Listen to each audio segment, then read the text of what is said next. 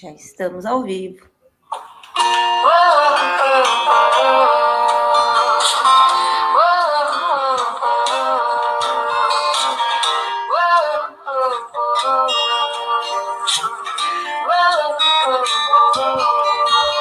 Será que tem remédio pra curar meu tédio? Será que existe cura pra toda essa loucura? Calma, o mundo precisa de pausa. Será que estava escrito em algum livro antigo? Se foi premeditado ou coisa do acaso? Calma, o mundo precisa de pausa. No fim tudo volta ao seu lugar. Talvez seja a hora pra pensar. Nem tudo se pode controlar. O que será que o mundo tem a falar? No fim tudo volta ao seu lugar. Talvez seja a hora pra pensar. Boa noite a todas, a todos. Mais uma vez, nos Socializando Ideias em tempos de pandemia, nesse projeto que nos é tão caro, que é um projeto do Grupo de Empreendedorismo Social, o GES, da FURG Campus de Santo Antônio da Patrulha. Estamos aqui em uma nova live, uma live muito especial. Antes, eu quero apresentar as pessoas que estão aqui comigo. Eu sou a professora Darlene, sou da FURG de Santo Antônio da Patrulha. Estão comigo aqui a Adriana, cadê você? Adriana Neves, é integrante do Grupo de Empreendedorismo Social, uma grande parceira, uma grande professora, e vai nos apoiar aqui, especialmente na questão técnica. Vai ser um apoio bem importante para a gente hoje à noite. Está conosco o nosso convidado Alessandro Cardoso, que daqui a pouquinho vai falar um pouquinho mais sobre ele. Então, seja muito bem-vindo a esta live. Alex, se me permite chamá-lo desse jeito, né? E quero iniciar esse nosso bate-papo antes de entrar propriamente no nosso tema. Quero, em nome de toda a comunidade da FURG, prestar a nossa homenagem ao professor Arthur Santos Dias de Oliveira, que nos deixou esta semana, no dia 16. O Arthur foi professor da FURG de 1976 a 2009, e uma importante liderança, foi associado à Profurg. E por que a gente traz aqui o professor Arthur? O professor Arthur é autor do projeto Adeus aos Lixões, que foi implantado em 1990, que foi em Rio Grande, e foi o primeiro projeto de coleta seletiva do Brasil. O projeto Adeus aos Lixões, que colocou em prática a teoria adquirida na academia, construindo dessa forma a intervenção socioambiental que estimulou e transformou a comunidade rio-grandina. Feito isto, quero dizer que muito nós discutimos na universidade sobre o que realmente deve ser feito para gerar um amanhã mais digno e igualitário, principalmente dentro do meio acadêmico. O Grupo de Empreendedorismo Social, vinculado à Universidade Federal do Rio Grande, no campus de Santo Antônio da Patrulha, tem essa preocupação com o empreendedorismo social, com a inclusão social. E tem, ainda que de um tempo muito curto, tem desenvolvido várias atividades e se orgulha disso, né? E é com esta alegria que eu trago aqui o Alex, o Alessandro Cardoso, que nos honra com a vinda dele para conversar sobre um tema que é bem caro. O tema que leva o título dessa nossa live, né? Do lixo a bicho, um importante espaço para dialogar, e este momento é para ser esse importante espaço de diálogo sobre questões de sustentabilidade, trabalho, militância, desafios, persistência, vida, sonhos. Alex Cardoso, seja muito bem-vindo a esta live. Alex, diga para nós quem é o Alex Cardoso, quem é o Alessandro Cardoso, ou quem é esse Alex? Você pode falar para nós? Então, fica bem à vontade, conta para nós quem é o Alex. Valeu, obrigado. Primeiro agradecer aí a equipe da FURG, né? Dizer que a FURG tem esse processo que é muito rico assim para a questão do país, que é de interiorizar o processo da formação acadêmica, né? De formar estudantes que tenham um processo científico para melhorar as suas próprias comunidades, né? A gente sempre teve um processo de formação acadêmica que retira, quando faz a formação do estudante, esse estudante acaba indo para a cidade e acaba abandonando, digamos, o seu próprio campo, sua própria força de vida, né, de pesquisa. E a FURG tem essa tarefa que é extremamente importante, que é de levar essa formação acadêmica onde era campos esquecidos, né, campus neutro. Então, acho que começar falando isso, que eu acho que isso é extremamente importante. O segundo é agradecer a professora Darlene pelo convite, a Adriana, que estava agora há pouco aqui conosco, que está aqui na operação por trás da câmera, né? E a equipe também aí que discute, enfim, que faz todo esse processo acontecer, né? Então, agradecer todo mundo aí para esse espaço. Eu sou Alex, eu sou catador, sou a terceira geração já da catação, sou de Porto Alegre. A cooperativa que eu faço parte é a cooperativa dos catadores da Cavalhada, que fica na Zona Sul, né? Uma cooperativa organizada desde o ano de 1996. Antes da cooperativa, a gente fazia a catação de rua. Eu sou a terceira geração de catador e catador. Tem aquele filme que, se vocês não viram, é importante que vocês possam ver, 12 minutos, o filme Ilha das Flores. Esse filme é o filme que retrata parte da minha família, né? A minha família é protagonista desse filme, então a gente tem uma relação bem umbilical com a questão da catação de resíduos e toda essa questão que a gente acabou abraçando e fazendo dela a nossa vida, né? Atualmente, agora, eu estou como estudante aqui na universidade, na URGS, pesquisador do grupo Rede Covid Humanidades, que pesquisa o impacto da Covid nos galpões de reciclagem, né? Estou aí também como escritor, mas todas essas outras identidades são identidades que são para potencializar essa do catador de materiais recicláveis, né? Eu não abro mão disso justamente porque foi por aqui, né? Por essa profissão que eu aprendi primeiro a me valorizar enquanto ser humano, a me construir enquanto uma identidade que é fortemente coletiva, solidária, que tem uma preocupação principalmente com a natureza, com o meio ambiente, com as pessoas. Então, as outras identidades que eu vou ao longo da vida, né, adquirindo, ela é complementar a essa de catador. Então, prazer, aí sou Alex Catador. Que coisa boa, seja muito bem-vindo mais uma vez. Alex, eu estou vendo que aqui conosco está o nosso diretor de campus, está prestigiando essa nossa live, o professor Antônio Valente. Eu acredito que vocês tenham se conhecido em uma das oportunidades que a FURG esteve no Vale dos Sinos, acompanhado do professor Pedro, da Fundação Liberato, que também está aqui conosco. E então, agradecer professor Valente, ao professor Pedro, que são sempre parceiros nossos, né? E que bom que estão aqui em plena sexta-feira de noite conversando conosco. Até o professor Pedro chama o Alex, Alex. Somos todos catadores, e eu acho que sim, eu me sinto assim, né? E catadores de vida, catadores de trabalho, catadores de militância, catadores de fazer significativa a vida e fazer melhor. E, sobretudo, e aí, Alex, eu já vou lá para o seu livro, né? Depois você vai falar um pouquinho mais do seu livro. Eu vou lá pelas tantas, você fala muito sobre essa importância da educação, né? A educação. A criança ou adolescente jovem que precisa estar na escola, na universidade, e não no trabalho. E aí, Alex, quer falar um pouquinho sobre isso para nós? Uhum. Bom, então primeiro eu vou só apresentar aqui para vocês, então, algumas das obras, né?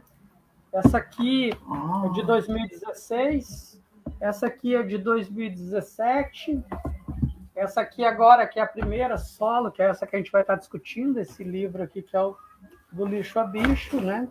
Tem outras que eu discuti enquanto pesquisador, escrevendo artigos, enfim.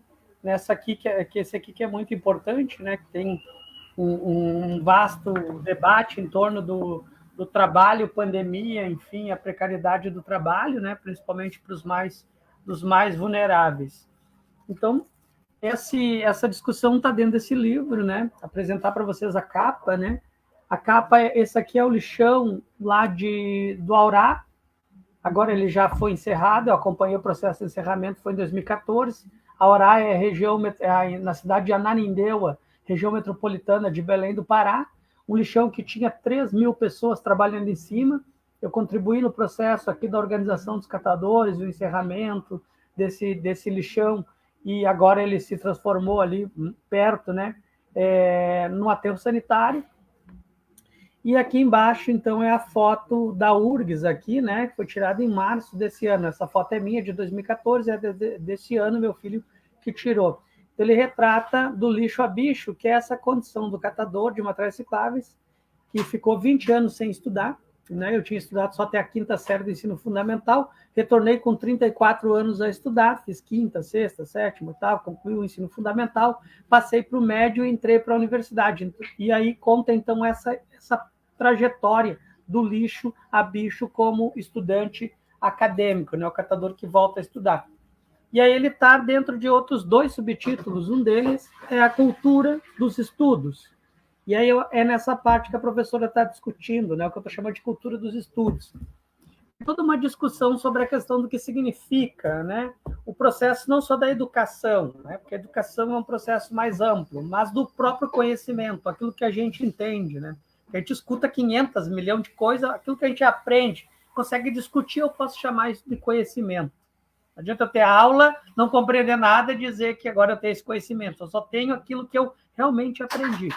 Então, o conhecimento, ele vem da base da educação e ele transforma as pessoas, essas pessoas transformam o mundo, né? Como diria Paulo Freire, né?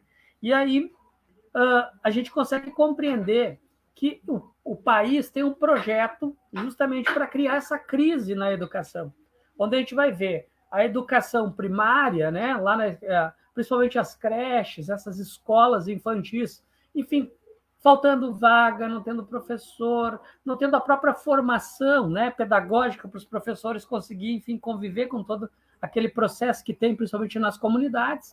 Depois a gente vai ver os problemas que são as escolas de ensino fundamental, né, e a gente vai olhar, então, depois para o desespero que é as escolas de ensino médio, né. Nós vamos olhar para essas escolas em que, às vezes, falta papel higiênico, não tem bebedouro, né, não tem luz nos corredores. Essas escolas, às vezes, não têm internet, né? A gente está na era 2.0, em que as coisas estão andando numa super velocidade do campo de informação, mas as escolas, às vezes, não têm internet. Então, todo um processo, né, que tem justamente para que as pessoas que estão nessas escolas, elas não tenham sucesso no processo do conhecimento. E o conhecimento como uma questão da parte do conhecimento, que é a vida, mas de uma outra que é o conhecimento científico, da academia, que dá o louro, digamos, que é revertido em status, poder, como também renda, né? Porque não dá para nós discutir que o pobre tem que ter a escola da vida e o rico vai ter a escola ou a faculdade da vida real. Então, eu vou estar dizendo essas 2 questões. E vou dizer que, por nós viver numa condição em que os nossos pais não estudaram e que tiveram que trabalhar desde cedo, forçando nós, agora eu já estou com 41 anos, então meus filhos não estudaram, eles não trabalham desde cedo, eles não trabalham ainda, mesmo que eles tenham 18 anos, mas eu fui obrigado a trabalhar desde criança. Então, essa condição do trabalho na vida nossa faz com que a gente comece a tomar decisão. Onde investir o dinheiro que a gente gasta, por exemplo? E como a gente decide, a gente começa a se adulterizar desde a infância. A gente pula essa parte da infância, da juventude, começa a decidir sobre a vida e logo assume toda a responsabilidade, a carga da responsabilidade. E o trabalho é o que dá retorno imediato e os estudos é uma questão a longo prazo. Então, abandonar a escola faz parte desse projeto de educação para as periferias. Então, estou fazendo essa discussão. E para resolver esses problemas, estou dizendo que a gente necessita de ter um fortalecimento da nossa comunidade escolar. A nossa comunidade escolar ela necessita de olhar para a sua escola como coração da periferia, coração da organização social dessa comunidade. Porque a partir dali é que dá essa inserção desses nossos jovens para esses avanços. Eu não digo avanço econômico, mas avanço enquanto ser humano. Nós precisamos ter esses avanços para diminuir violência, para diminuir desemprego, para diminuir uma série de problemas que estão na ordem, enfim, da convivência. Né? E isso perpassa por dentro das escolas. Então, estou discutindo basicamente isso. Que bom, é isso mesmo. E aí você também fala dessa concepção da faculdade de vida e da faculdade real, né, a universidade. E aí como esses conceitos eles circulam. Para a gente que está na educação, e eu sempre tive na educação básica, na última década que eu só atuo mais na educação superior, mas também na educação popular, é muito triste a gente ver os jovens aos 14, 15 anos abandonando ou tendo aquele desejo enorme de abandonar a escola para fazer outras coisas, né? E aí vem junto com uma concepção de que o que vale na vida é a faculdade da vida, né? E no livro você aborda isto, essa necessidade que a gente precisa superar essa concepção. A faculdade, os aprendizados de mundo, o olhar de mundo, eles são fundamentais, mas eles não são apenas ali. E aí você diz bem, o conhecimento, efetivamente, e a gente sabe que o conhecimento tem a ver com liberdade, tem a ver com superação, mas tem a ver principalmente com emancipação mesmo, com vida, com poder, né? Com superações de relações de dominação, né? Então, se tu quiseres falar um pouquinho dessas concepções que você traz tão perto ali da sua realidade, que a gente vê também, dessa concepção como se fosse colocado num contraponto a faculdade da vida e a faculdade real, a universidade. Então, prof, eu quis escrever assim dessa forma, né, para que a gente pudesse ter uma compreensão na academia, que a gente pudesse olhar para uma questão mais conceitual e poder debater isso dentro desses níveis, né, de conhecimento e que tem esse processo do ser crítico, né, da gente conseguir olhar para essas questões para mudar a nossa própria ação, às vezes, né, porque às vezes a gente tem as professoras e professores que têm muito desejo, né, de fazer ação, de transformar e tal, mas estão engessados dentro de uma universidade que é encastelada, né? E que ela não rompe essas barreiras e não luta contra essa burocracia que encastela a universidade dentro de si só, né? E que às vezes fazem apenas os projetos de extensão, né? Apresentando projeto para fora, como se fora não tivesse conhecimento, né? Então, eu vou estar discutindo essas questões, de onde o conhecimento reside. Vou dizer que ele reside em todos os lugares, e vou dizer que em alguns lugares ele é valorizado, mas que quem valoriza esse conhecimento somos nós, né? E se a gente quiser, de fato, mudar essa realidade e fazer com que o conhecimento da aldeia se torne uma realidade na cidade, para que a gente agencie, digamos, a natureza como parte de nós, né? Nós precisamos mudar essa concepção do que seria onde reside esse conhecimento. Nós podíamos trazer o conceito do bem viver, digamos assim, para ele não ser algo que está no mundo dos sonhos, como se fosse uma utopia lá de Galeano, né? Que quando a gente chega a dar um passo perto, 2 passos se distancia e a gente está sempre correndo atrás. Eu digo que essa questão da concepção do bem viver é uma questão muito real e já existe em vários cantos da periferia, nas cidades. É um conhecimento real. Quando as cooperativas de catadores se organizam e elas distribuem, fazem um trabalho que vão agenciar aquilo que não presta, aquilo que não tem utilidade, aquilo que só serve como uma desgraça, um câncer na sociedade do consumo, que são os resíduos. Quando a gente agencia isso e transforma, ressignifica numa coisa boa, e fazendo isso de uma forma em que gera trabalho, um trabalho coletivo, que distribui a riqueza e o poder entre todas as pessoas que participam de uma forma direta, decidindo sobre as ações das cooperativas, não tem um lugar que tenha tanto conhecimento sobre o processo da organização social, econômica e ambiental do que nessa cooperativa.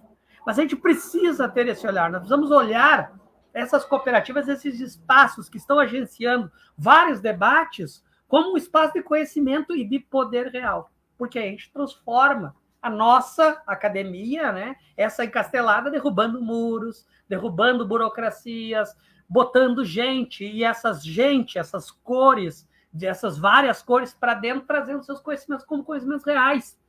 Porque cá entre nós, né, prof? Até agora o mundo foi governado por uma meia dúzia de sujeitos brancos, eurocentristas, né, que tem a questão que tem a questão do pensamento em torno de si só, né? E de que as outras pessoas não pensam, não têm cultura, que a realidade delas precisa ser mudada a partir da dele. Então, tem sempre essa lógica do eu, do centrismo, né? Daquilo está centrado no sujeito que tem poder, né? E aí, quando eles transformam esse mundo, né? Isso olhando a partir da violência do colonialismo, da escravidão antes do colonialismo, e o colonialismo como essa tecnologia, de dominação do mundo, né? E agora, sobre esse viés da questão da tecnologia, que domina os países a partir, enfim, de redes cibernéticas que a gente nem enxerga, mas que estão como um campo invisível dominando desde onde a gente está, o que a gente está falando, o que a gente está fazendo, o que a gente está comendo, o lugar que a gente visita, com quem que a gente está. Então, vários processos que estão ali circulando, correndo, e a gente, às vezes, não consegue nem olhar para isso. Então, vou estar dizendo essas questões, assim, de uma forma que a gente possa, dentro da academia, conseguir compreender, mas dentro do galpão do reciclável, sentado em cima do bonde de material reciclável, reunindo entre os catadores, debatendo e conseguindo compreender. Sim, e se emancipando como sujeitos. E aí você toca a questão do trabalho, a questão da militância também, você não trouxe aqui, mas me salta ali, e aí do conhecimento. E aí a leitura você traz também no livro, e eu estou lembrando, aqui no Vale dos Sinos, a gente tem a cooperativa Catavida. Então, assim, essa preocupação com a cultura também, com a leitura também, porque isto também é conhecimento, isto também é a vivência do sujeito, é do emancipar-se. Tá? Aproveito aqui para dar uma boa noite para o Ronei, professor Ronei de Osório, a Bruna Medeiros, a Grana, eu não sei, José, a Giselda, que é uma grande parceiraça de Rio Grande, um grande abraço, Giselda, que bom que você está aqui conosco, e a Karina, a Melina, sempre grandes parceiras também, a Ivete, enfim, gente, assim, que eu sei que está abraçado junto. Sim, Alex, a universidade está bastante engessada, eu como professora, eu sou eu atuo muito na extensão, eu sei o quanto que as coisas são burocratizadas, e muitas vezes como se entende de forma deturpada a própria noção de extensão. Né? E aí eu tenho muito orgulho dessa equipe do GES, porque a gente vive na prática, a gente trabalha muito forte com essa interlocução com a vida das pessoas, com a economia solidária, né? Mas isso é um desafio diário. E a gente aprende muito, muito, muito com isso. A universidade tem muito a aprender e muito a sanar. Então, assim, se a gente conseguir trabalhar junto, a faculdade da vida e a faculdade real da universidade, ganhamos todos. Só não ganha aquela meia dúzia que você falava há pouco, né? E aí eu vou ler o que consta ali na capa, que eu acho muito legal. E daí eu quero que você comente, que eu acho que tem bastante a ver com essa tua trajetória. Vamos lá. O Alex diz ali na capa superior, diz assim, experimentar, testar e sentir. Estar sempre aberto a novos conhecimentos. E quando estiver cansado, parar e descansar. Mas jamais desistir de caminhar. A gente vive dizendo isso para os nossos alunos. Mas eu sei que isso tem um significado muito forte para ti. Comenta conosco. O parar para descansar, quando parece que não tem mais forças, mas jamais desistir. Então, prof, essa aqui é uma questão, é uma citação extremamente importante, assim, para mim. Eu tentei, assim, botar algo que fosse muito significativo, né, e forte.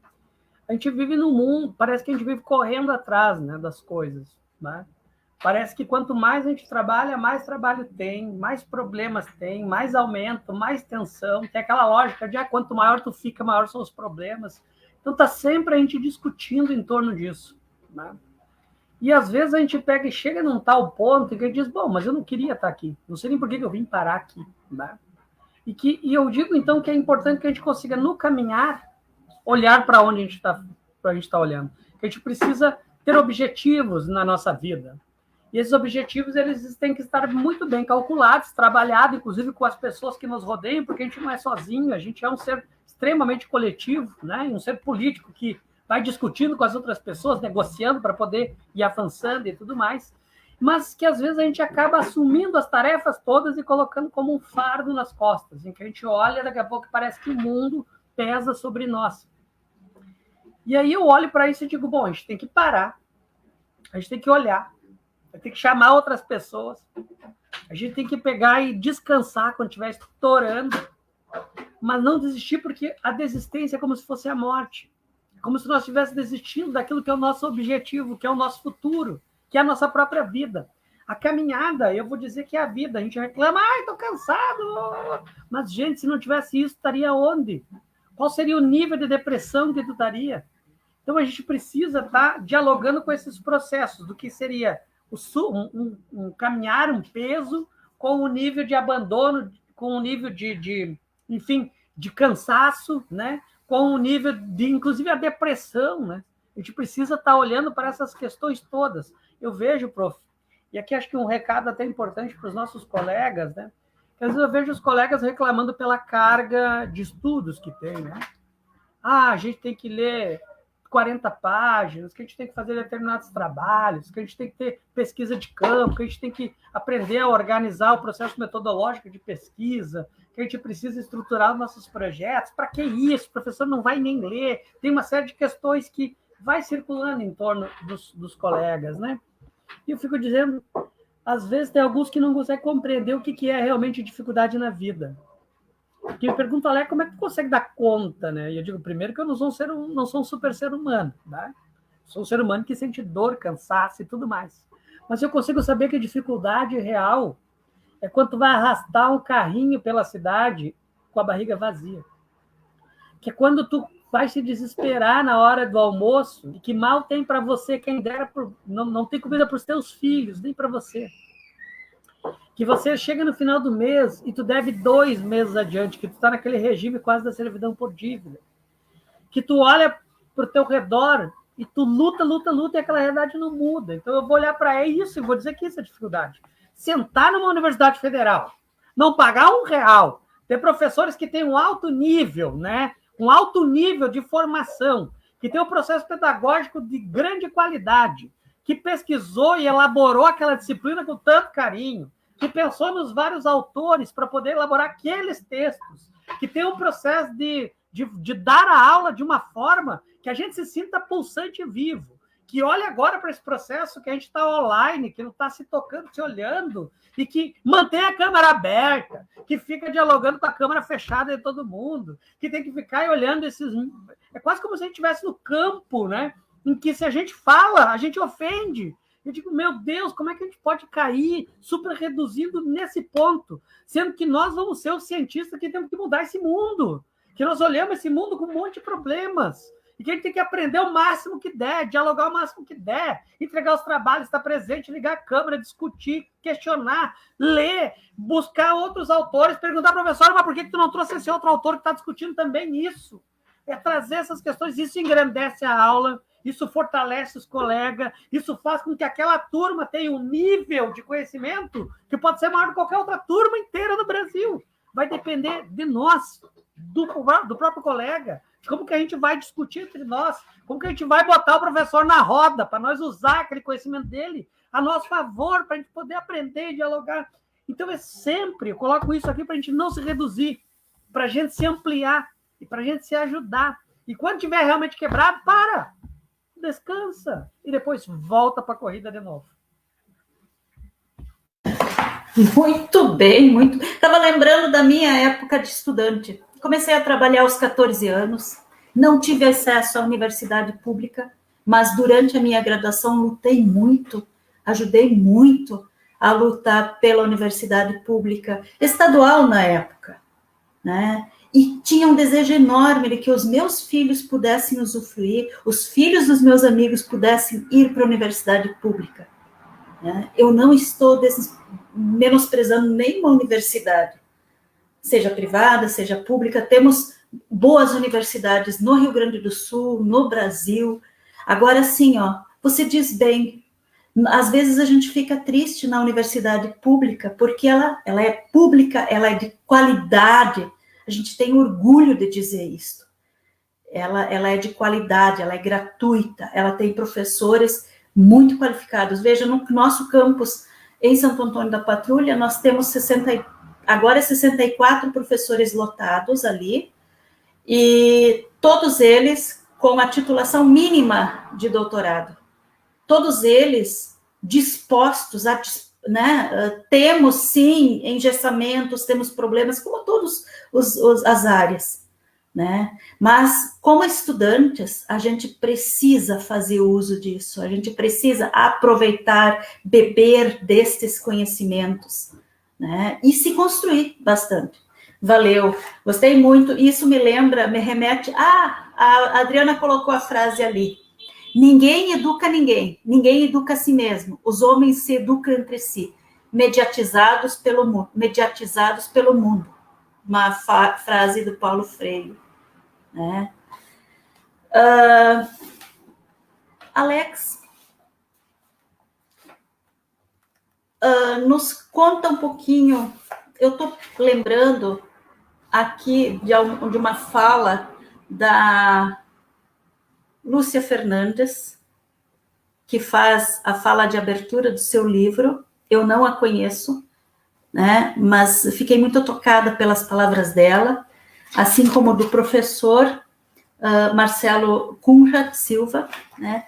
Mas eu quero aqui, se me permite, eu vou ler um pedacinho e eu queria que você comentasse. Ela vai dizendo, bom, antes, né, depois eu também quero que você comente como é que você conheceu essa Lúcia, né? Como é que você conheceu essa Lúcia, né? Como é que você entra nesse ambiente, nesse cenário? Ela lá pelas tantas diz assim: seu relato é uma etnografia da pobreza, aquela em que não se pode sequer conservar uma imagem impressa da sua infância. Poucos conseguem recordar tanto com esse nível de detalhe, podendo traduzi-lo em uma escrita que alcança ao mesmo tempo em que denuncia injustiças e libertar-se delas. Nesse exercício de emancipação transita o Alex. Eu já sabia disso. O Alex, o neto, o filho, o irmão, o pai, o avô, esse jovem moço aqui, o avô, o catador líder, referência em seu país, no Brasil, na nossa região, na região metropolitana de Porto Alegre, no Rio Grande do Sul e no mundo. O sociólogo, o doutor entre o dado e o possível, entre o que poderia ter sido um homem jovem, pobre e negro da periferia brasileira e seu dever subversivo. Subverter a ordem estabelecida é também para ele ser um catador doutor. Subverter a ordem, transformar, ter coragem, ter esperança, emancipar-se. Mas não é uma história que, até onde eu sei, não é uma história só individual. É uma história, uma trajetória individual, mas que se faz no coletivo. Fala um pouco sobre isso, dessa tua trajetória de catador e que, nossa, vira uma referência internacional. Bom, primeiro a Lucia é uma pessoa extremamente especial para mim, né? A Lucia Fernandes, ela é uruguaia, né? Ela era estudante ainda de mestrado quando eu conheci ela. Ela estava fazendo mestrado em arquitetura. Quando a gente conversou, né? Quando a gente se conheceu, foi no Uruguai. Foi o primeiro país que eu saí para ir convidar os catadores. A gente organizou o primeiro congresso latino-americano em 2003, que foi aqui em Caxias do Sul. E a Lucia, como estudante, veio junto. Naquele diálogo ali, ela acabou depois se doutorando em antropologia. Justamente essa virada, né, em que ela vai botar o poder.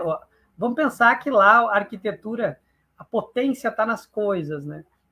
E ela gira para jogar a potência nas pessoas. Então, tem essa mudança, né, de sentido real de vida, né? Como se ela estivesse caminhando e tivesse dito, opa, não é por aqui que eu quero ir, e deu todo um processo que foi muito rico. E a gente ali, em 2003, nós organizamos o Congresso Latino-Americano. Depois, em 2005, eu tinha 23 anos nessa época, né? E ela também, porque ela tem a mesma idade que eu. Em 2005, nós organizamos o Congresso Latino-Americano. Em 2008, organizamos o primeiro encontro global dos catadores, que aconteceu em Bogotá, na Colômbia. Em 2011, depois organizamos um intercâmbio internacional que aconteceu lá na Universidade dos Pés Descalços, lá na Índia. Né? E a gente, dali, nós começamos a planejar incidência na OIT, na Organização Internacional do Trabalho, na ONU, né? As discussões da ONU Meio Ambiente, né? Que é lá em Nairobi, no Quênia. Então, todas as conferências eu estou presente, né? Fazendo essas discussões, né? E a Lucia, ela acabou entrando para uma entidade que discute sobre o apoio às mulheres no mundo, né? Que é a IEGO. A IEGO é uma entidade global que faz apoio às mulheres no mundo todo.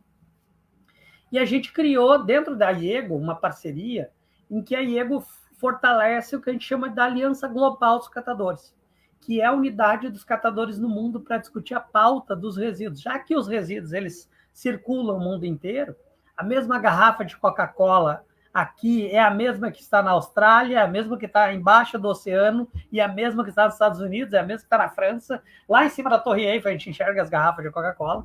Diria lá que se um marciano viesse aqui, ele ia pensar que a Coca-Cola era o nosso Deus, porque em todo lugar que olhava ia ter.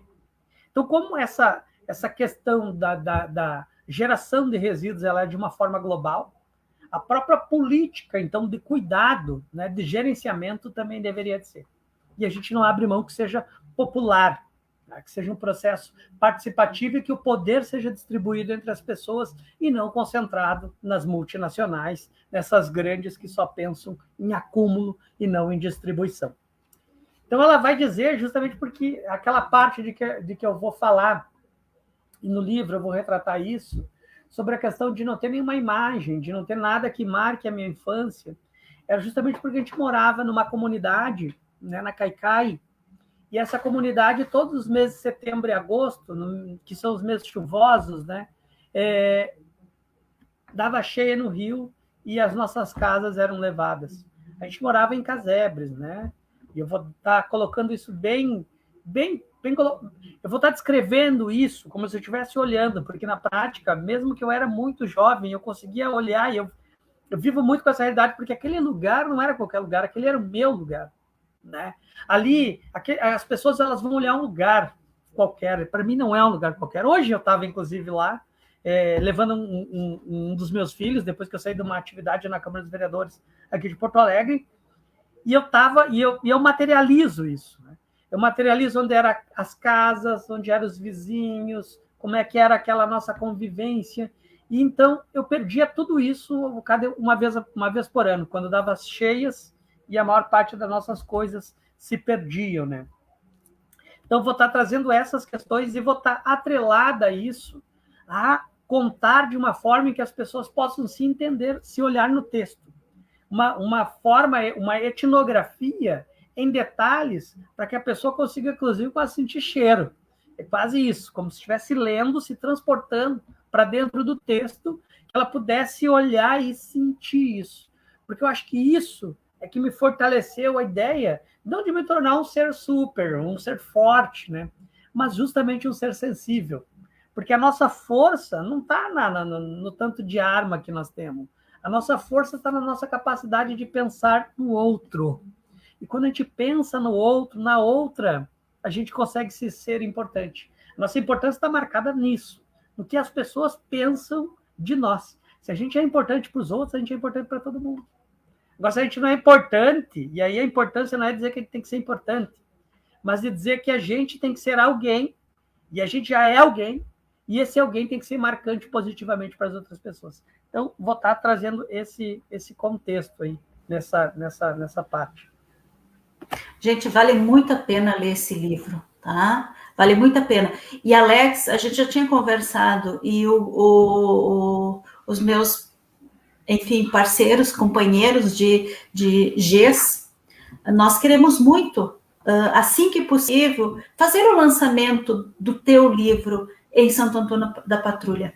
Né? Não é mais um livro, nós produzimos e queremos lhe entregar também um livro que nós publicamos esse ano, a primeira publicação de uma história muito jovem, muito curta, mas que traz várias ações de extensão comprometidas com essa concepção de empreendedorismo social, inclusão social, economia solidária. Tá? Aquilo que sim está na universidade, mas que vai para além dos muros da universidade e que traz o que vem de fora para dentro. Porque esse é um papel que a gente tem. Né? É nessa interlocução que a gente vai construindo e vai cuidando um do outro. É isso. É cuidar-se um do outro. Pessoal,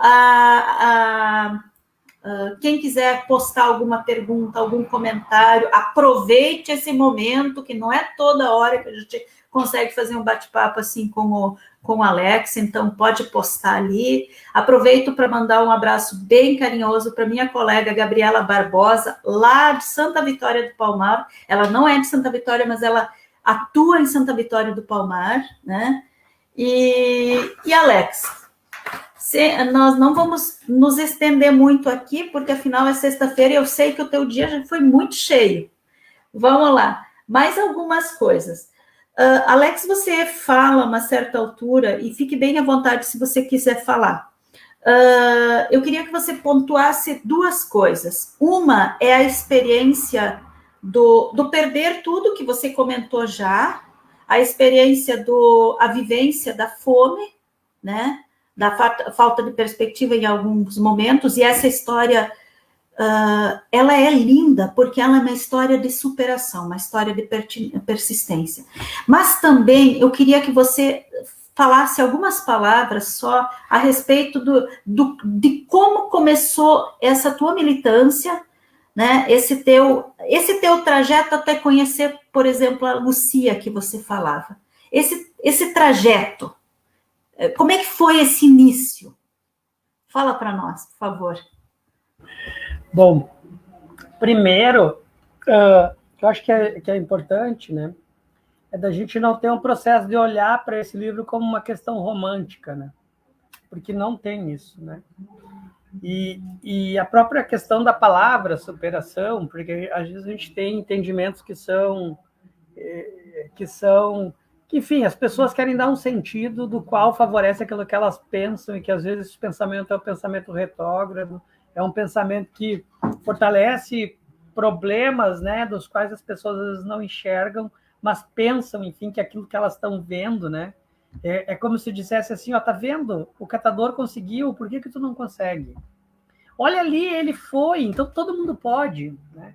Olha, basta se esforçar, né? Então tem várias discussões, e aí eu vou estar trazendo, inclusive, isso dentro do livro, não tem isso. Primeiro, eu consigo estar ocupando esse espaço justamente porque tem uma rede, né, de solidariedade que vai buscar pessoas que estão desde a minha família, a minha comunidade, o espaço onde eu moro, né, o trabalho, os companheiros de trabalho, como o próprio movimento, as outras pessoas que fortalecem esse movimento para que ele possa, de fato, existir, resistir, né, ser importante, como figuras que estão transitando em várias esferas da vida, né? Então, não é qualquer pessoa, né? Isso não importa se a pessoa é doutora ou se ela que conhece o Papa, que conhece o secretário-geral da ONU, que reunia com o presidente da República, que reunia com o ministro de outros países. Não é qualquer pessoa. E aí não é dizer que, então é uma pessoa super importante. Não. As relações criadas solidariamente com esses espaços que foram fortalecendo, me levaram a trilhar esses caminhos. E o Alex, em si, tem momentos em que a gente escolhe e outros que a gente é empurrado para isso, né? Eu poderia citar lá o Bourdieu, aquelas estruturas estruturantes, estruturadas, sei lá o que ele fala, no processo do hábitos ou da própria sociabilidade, no espaço que a gente convive com as pessoas que a gente convive, que a gente aprende, quais caminhos que a gente vai trilhando, vai depender das outras pessoas, dessas relações, das potências que vão ser postas para que a gente consiga avançar na determinada estrada. A energia posta tanto por mim quanto dos outros e das outras que estão ao meu redor. Então tem essa questão, que esse avanço, digamos assim, se é que podemos considerar como avanço, é uma questão extremamente coletiva, solidária, participativa, ela é assim muito estruturada nas outras pessoas. Então, eu não canso de dizer sobre a questão dos professores, das professoras, da importância que tem essa questão da educação, da escola, dos pais, enfim, do amor. Pode faltar comida, mas não falta amor, né? Pode faltar dinheiro, mas não falta ternura, não falta solidariedade. Então, tem várias questões que eu vou colocar que isso, no caso, é o próprio coração da vida na periferia, da vida do pobre, né? O pobre não tem dinheiro, mas tem amor, entende?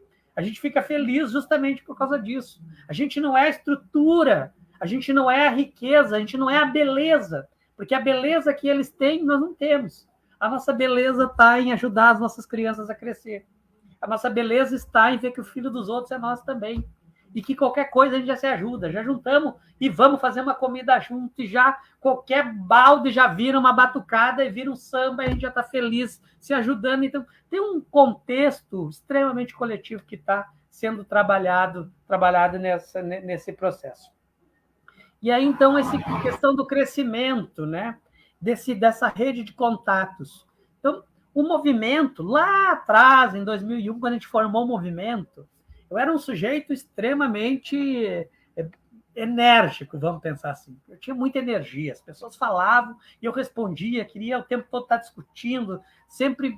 E quando surgiu essa questão da organização do movimento nacional em Brasília, que era o Congresso Nacional das Catadoras dos Catadores, eu já tinha feito algumas reuniões com os catadores aqui no estado, já tinha ido de Santa Catarina, e eles disseram, Alex, vai lá para Brasília e deixa nós em paz durante uma semana aqui na cooperativa, porque eu era o que mais, enfim, agitava o processo.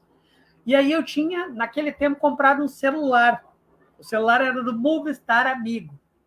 Eu fui em Brasília, a maior parte do tempo eu fiquei passeando. E aí eu abro um parênteses. Por isso que eu digo, às vezes, para os colegas da nossa formação, dos nossos congressos, nosso encontro, que a gente tem que valorizar todas as pessoas que vão num congresso, inclusive aquelas que vão passear. Porque eu era o que foi passear.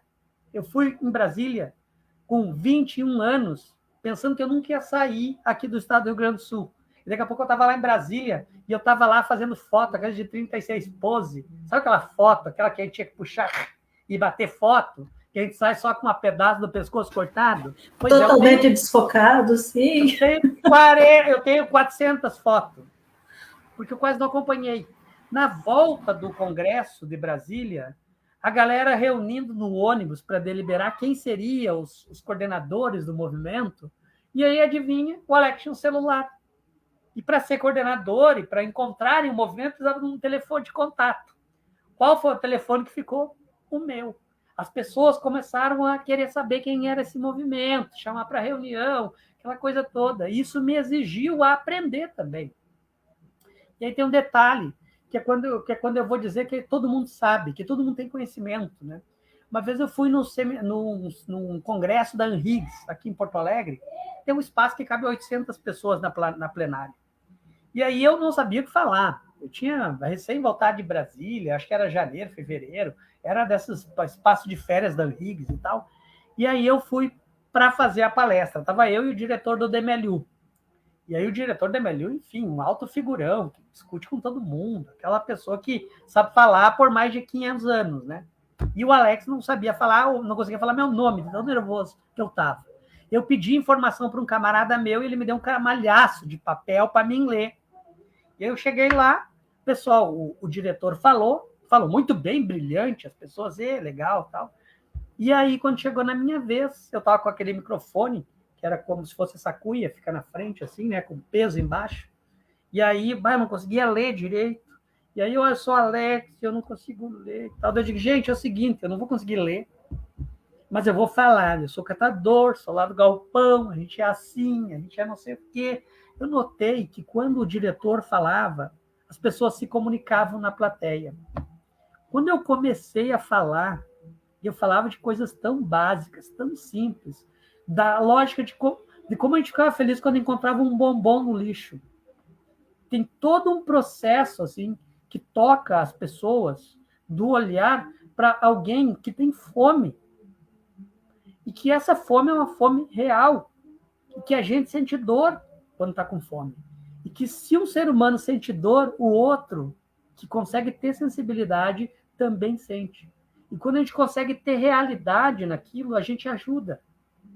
O ser humano, por essência, também é um ser... Eu vou discordar lá do Thomas Hobbes, né, do homem como lobo do homem, né? Eu vou muito mais para Rousseau, digamos assim, né? E vou dizer que a gente é muito mais solidário, né? Do que a gente é o lobo, né? A gente é muito mais solidário, muito mais fraterno.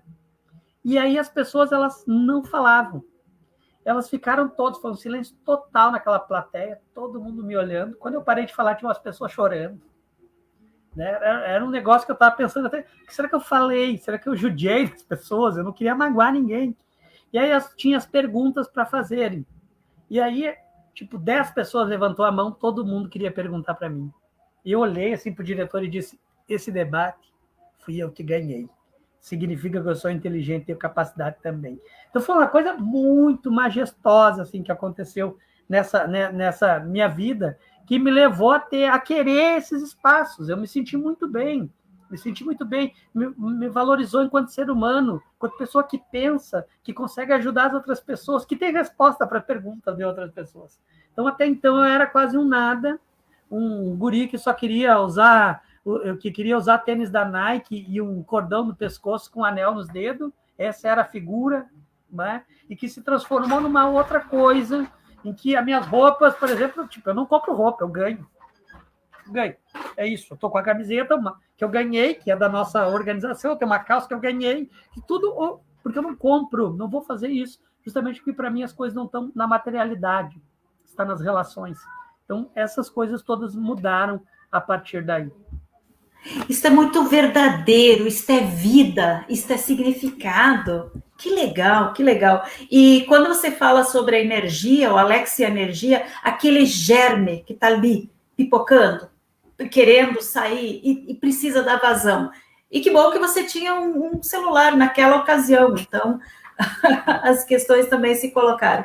Eu quero dar um abraço muito especial para minha colega Joselma Manuel, colega lá do Instituto de Letras, a Adriana, nossa parceiraça, sempre está aqui conosco, a Débora Amaral, que é do Departamento de Cultura e Arte da FURG, em Rio Grande, ela está dizendo que é lindo do encontro, e aí, e também vai dizendo que essas vozes precisam ganhar espaço e visibilidade, que prazer te ouvir, e sim, né, eu concordo 100%, todas essas vozes são pessoas, as pessoas da universidade, as pessoas da vida, as pessoas da luta, as pessoas que são sujeitos das suas histórias e que apostam, que têm solidariedade, sensibilidade, você falava antes.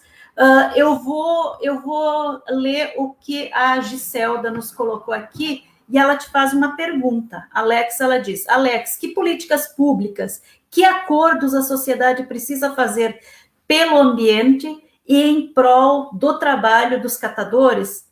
Quais enfrentamentos, quais as barreiras? Bom, então, primeiro, Giselda, a gente se conhece já aí, fizemos algumas atividades junto, então, que bom que a gente está junto aqui, né? Espero que logo, né, prof, a gente possa fazer aquele seminário lá em Santo Antônio da Patrulha. Vai sair, já vai reservando na tua agenda, mês de maio, vai reservando. Giselda também, a Débora, mês de maio estaremos no nosso segundo seminário de empreendedorismo e inclusão social. Desculpe, Alex, eu me empolgo também. Vamos lá. Nós vamos pegar aqui a RS 40 aqui, vamos chegar aí bem feliz, depois vamos vamos comprar uns produtos orgânicos dos produtores ali, trazer umas bergamota, batata doce, cana-de-açúcar. Nossa, já estou aqui já estou na expectativa, né? Então, vamos para isso. Bom, primeiro é que para tentar responder o que a Giselda está colocando, né? Eu pediria para a gente poder retornar uma questão que depois da Segunda Guerra Mundial a gente mudou a nossa perspectiva de ordem social. Lá até a Segunda Guerra Mundial os países circulavam para si, né? E o poder ele estava muito mais distribuído e por isso que tinha todas aquelas lutas, os partidos super reduzido, toda uma história no Brasil, babá. Enfim, com a Segunda Guerra Mundial há um processo de dominação dos grupos vencedores, né? E se cria a ONU, se cria a Organização Mundial do Comércio, se cria esses debates sobre países de primeiro mundo, terceiro mundo, né? Tem várias. O de segundo mundo não está em debate, né? O país de primeiro mundo e terceiro mundo. Então, tem o país desenvolvido e subdesenvolvido. Então, que precisa criar as tecnologias, né? E o desenvolvimento é pautado na economia, não é pautado em outras coisas, né? Então, e aí vai estar mantido a partir desses acordos internacionais, que são justamente para fazer com que a globalização acontecesse, e a globalização na prática seria a industrialização não do país, né, mas a exploração do país com a indústria que é do outro, né? E aí a gente vai ver essa indústria tomar conta do nosso país. Vamos pensar, vou aqui pegar um exemplo do que seria a Coca-Cola, por exemplo, né, que chega até aqui, ganha um terreno, usa a nossa água, o nosso açúcar, e as pessoas, mão de obra, produz tudo, a garrafa e tudo mais, e vende, e uma parte do dinheiro, bem significativa, vai só por causa do nome da marca, né? Então, só para nós ter ideia sobre a questão do que seria o domínio, né, a partir desse processo da globalização. E as pessoas elas começaram a ter um sentido de dizer que o outro é que resolve o problema. O Estado, a ONU, essas estruturas que a gente não vê, é a empresa, e que as pessoas pararam de cuidar da sua própria vida, de cuidar do seu espaço de trabalho, da sua rua, e começaram a jogar toda essa responsabilidade para fora. E aí é culpa do Estado, culpa da empresa, culpa do outro. E eu diria o seguinte, que a gente precisa retornar primeiro e dizer que nós somos responsáveis e que a gente tem que fazer as coisas. Então, eu diria primeiro para a gente olhar para o nosso próprio consumo. Não é, eu não digo para as pessoas que separem seus resíduos primeiro, eu digo para que elas não gerem. Mas aí alguém vai dizer, mas Alex, tu tá advogando contra os catadores, porque se não tiver resíduo, os catadores não vão ter trabalho. Eu digo, se não tiver resíduo, e as pessoas não geraram, elas não têm uma capacidade de pensar que é diferente de hoje. A gente não age só por um avanço. Quando um avança, várias outras coisas têm que avançar junto. Então, o simples fato de nós ter uma sociedade que não seja tão consumista como esta, possivelmente nós vamos ter uma sociedade muito mais solidária, que vai pensar nas outras pessoas. Nós não precisamos de ter determinados serviços. Nós não precisamos de ter polícia, por exemplo. Para que polícia? Nós não precisamos ter exército. Para que ter exército? Tem vários trabalhos que não são necessários, se nós avançarmos enquanto sociedade para isso. Para nós romper a violência, basta nós não ser violento. É isso. Para nós não ter resíduo, basta não ser gerador de resíduo. É como que a gente agencia essas questões, então, para não ter. E aí, claro que na prática, indo para a parte, então, mais prática da coisa, as pessoas têm que separar o seu resíduo. Não conseguiu, gerou resíduo, separa. E para separar é bem fácil. Conseguiu comer, é orgânico. A embalagem do negócio que tu não come é reciclável. Ponto. É basicamente está distribuído aí. E aí, o que é reciclável, só para ter ideia do reciclável, é justamente o que faz mal à natureza. E esse reciclável, antes ele era a natureza transformada num produto que fica, boa parte dele, fica 99% das embalagens duram menos de 24 horas nas nossas mãos. A gente descarta tão rápido. E aquilo, às vezes, dura 500 anos na natureza. Então, é ter essa consciência. Né? E aí não misturar destinar para os catadores e para as catadoras. Mas, Alex, por que não só para a cooperativa? Porque a ideia nossa é que a gente consiga sociabilizar tudo, né? Que a gente consiga ser solidário. Aquelas catadoras e catadores que estão na rua estão numa condição muito pior do que a gente que está no galpão, que tem um telhado na nossa cabeça. Então, precisamos apoiar esse ponto de que se possa organizar estruturas coletivas também. Então, destine o material para as catadoras e catadores. Não gere resíduo. Cobre da prefeitura para que ela cumpra a política. Não precisamos inventar outras políticas. A própria Política Nacional do Meio Ambiente, lá de 81, é uma política muito boa. A própria Política Nacional de Saneamento Básico, 11.445, de 2007, é muito boa. A Política Nacional de Resíduos Sólidos, a 12.305, é uma política que tem uma estrutura tão transversal que ela vai trabalhar tanto os resíduos como a educação ambiental. Então, tem várias políticas, que é aquilo que constitui a nossa lei macro, a nossa Constituição, como uma das melhores do país, do mundo.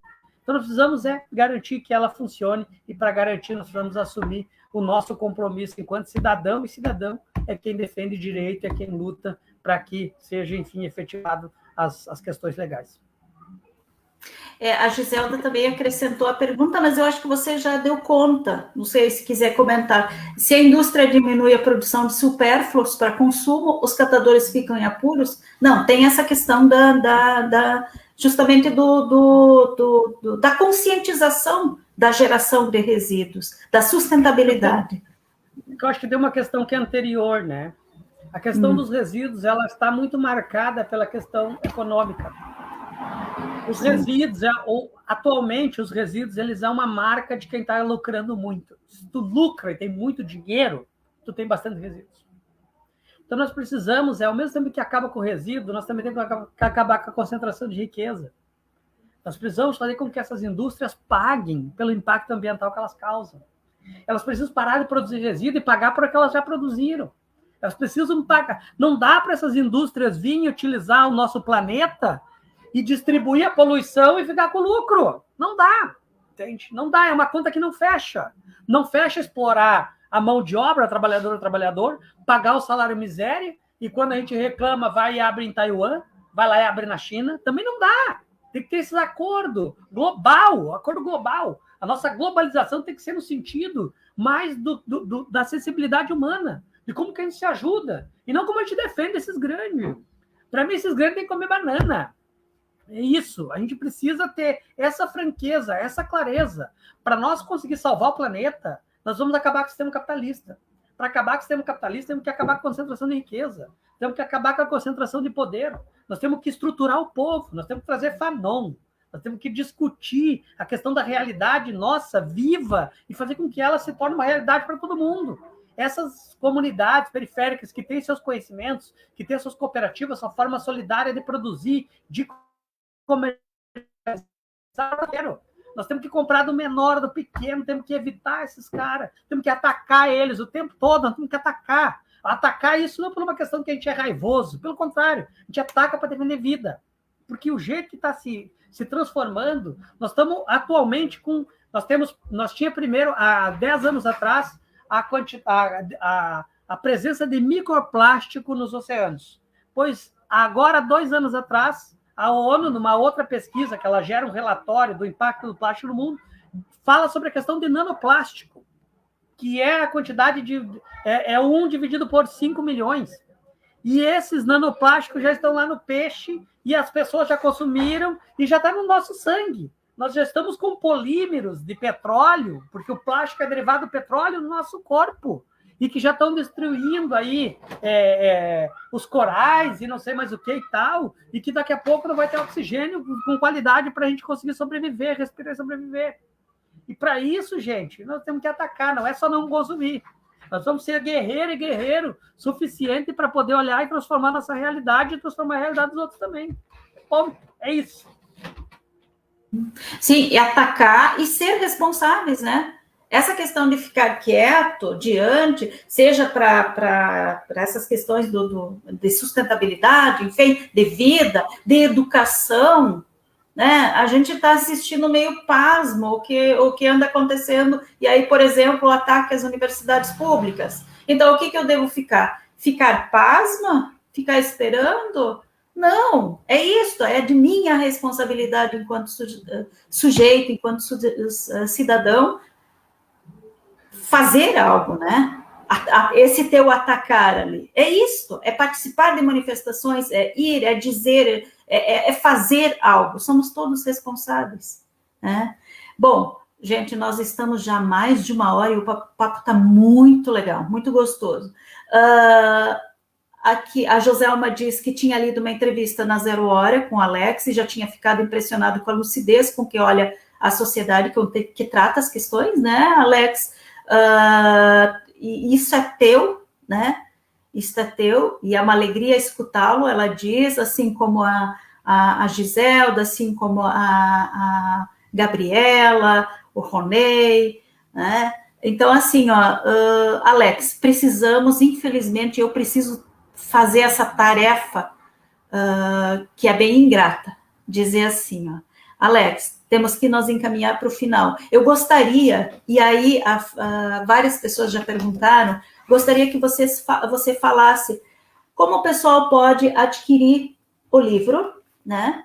E eu sei que na FURG nós estamos, para quem está em Rio Grande, estamos pensando numa compra coletiva para facilitar, mas gostaria, a Gabriela diz ali, perdi o início da live, como nós ainda não falamos, Gabriela, sobre isso, né? E eu também não vou deixar o Alex falar o tempo todo sobre o seu livro, porque nós queremos também que todos leiam e a gente vá continuar conversando a respeito de várias questões que são instigantes, que são importantes, que são essenciais de serem abordadas. Alex, como as pessoas podem adquirir o seu livro? Claro, quem quiser esperar para o nosso lançamento lá em Santo Antônio da Patrulha, pode esperar, mas quem quiser, como é que faz para adquirir? Então, primeiro é que esse livro ele não é como os outros aí do processo mercadológico, né? Ele não é só um produto, né? A ideia é que seja um meio de compartilhar conhecimentos, né? Então eu pediria para todo mundo que está lendo que consiga distribuir ele, né? Distribuir, discutindo, dialogando sobre ele, criticando, falando mal ou bem, enfim, mas que esteja dentro desse campo da gente poder compartilhar.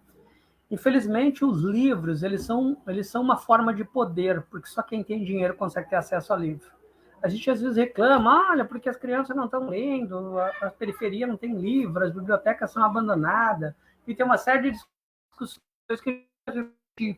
Então, não é só um livro, né? Eu espero que ele consiga ter essa contribuição, digamos, de poder distribuir, disseminar e enfim, né, incentivar que haja debates e trocas de conhecimento. Então, assim sendo, eu prefiro que as pessoas entrem em contato comigo para a gente poder dialogar. Então, pode entrar em contato, esse Alex Catador é o nick meu no Instagram, então vocês podem entrar. Pode botar só botar Alex Catador aí na internet, vai conseguir me encontrar no Facebook e tudo mais, no Twitter, e aí ali a gente vai conseguir conversar para mim poder trocar ideia com vocês, dizer onde vai conseguir ter acesso ao livro, poder trocar alguma ideia, a pessoa vai lá e diz, olha, eu não entendi isso, eu digo, tá aqui, a pessoa contribui, porque eu também estou aprendendo, né?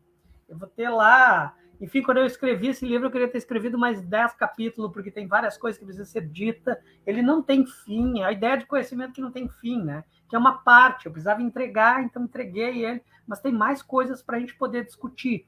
Então, eu diria isso para as pessoas. Entre em contato, com o maior carinho, eu vou estar ali atendendo, discutindo, conversando, só mandar mensagem e tal, e a gente está ali para fazer essas trocas. Maravilha. A Adriana colocou para nós ali o contato. Esta live, ela está, então, sendo transmitida pelo canal do GES no Facebook, e logo em seguida ele vai ser, então ele passa para o canal do YouTube, no canal do YouTube também do GES, e ali nós vamos acrescentar, Alex, então, reforçar, né, esse desejo e essa importância do contato com vocês e entre nós. Pode ter certeza que no GES, com os nossos parceiros todos, com meus alunos, aliás,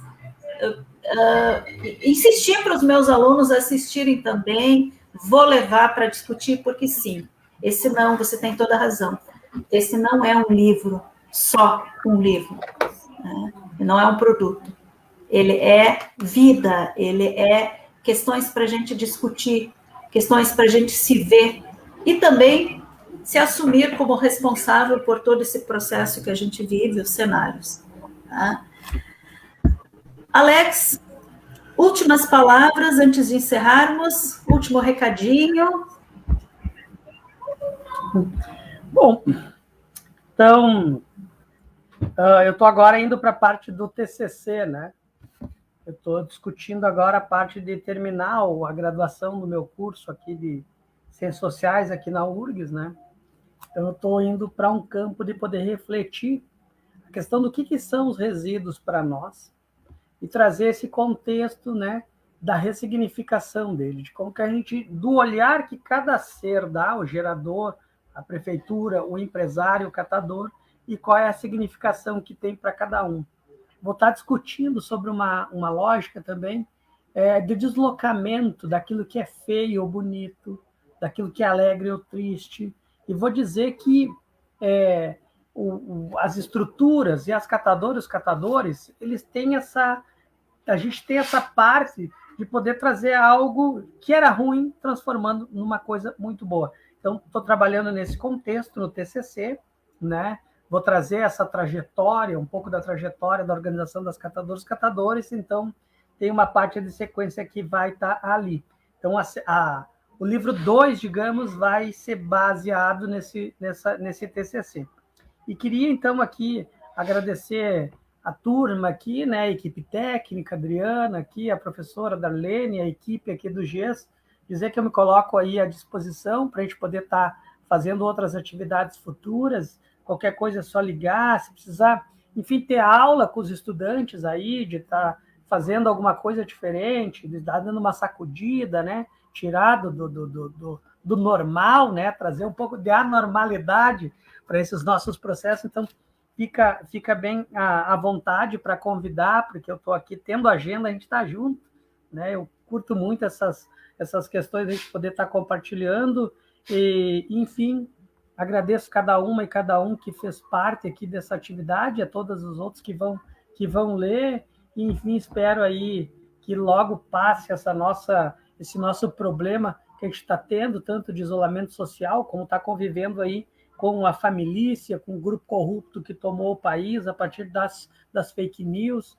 que está aí fazendo um governo da necropolítica, né? Que está partidarizando saúde, que está partidarizando educação, que quer colocar esse sistema de pensamento único dentro das escolas, que está perseguindo pessoas, né? Olhar, enfim, que a gente consiga nos olhar e consiga ter muito mais responsabilidade e respeito conosco nessas próximas eleições, que a gente não deixe de votar, que a gente não deixe de ser crítico, que a gente consiga fortalecer esse nosso processo de participação, de democracia, né? A democracia não é só votar, nós precisamos dos nossos conselhos, nós precisamos das nossas atuações que tínhamos nos ministérios, nas prefeituras, nas câmaras dos vereadores, nós vamos ser agressivos, e sim, porque a agressividade nesse processo de defender a democracia, defender a própria vida. Então, eu mandaria uma grande banana, não só essa fruta, mas uma de dinamite para o Bolsonaro e para toda a família dele, para todo mundo que apoia esse nazista aí, e dizer que a gente tem o retorno e que a garantia desse retorno está aí no nosso poder de participação, poder de voto, poder de garantir a vida. Obrigado. Muito bem, Alex, muito bem. Muito sábias essas tuas palavras, todo o nosso apoio, e da mesma forma, a gente com certeza vai continuar fazendo, vai fazer contato, as parcerias estão recém começando, né? Ou se fortalecendo. Da mesma forma, conte conosco, né? Estamos aqui à disposição, e agradeço imensamente em nome de toda a equipe do GES, do Grupo de Empreendedorismo Social, do campus de Santo Antônio da Patrulha, em nome de todos os que apoiam, apostam nestas causas. Agradeço, Alex, então, imensamente por esse bate-papo delicioso, né? E vamos sim dar continuidade lá no Seminário de Empreendedorismo e Inclusão Social, né? Um grande abraço, fiquem todos muito bem. Para quem só pegou um pedacinho da live, daqui a pouco vai estar inteira lá no YouTube e pode ser comentada, inclusive, ali. Grande abraço, fiquem todos muito bem. Tchau.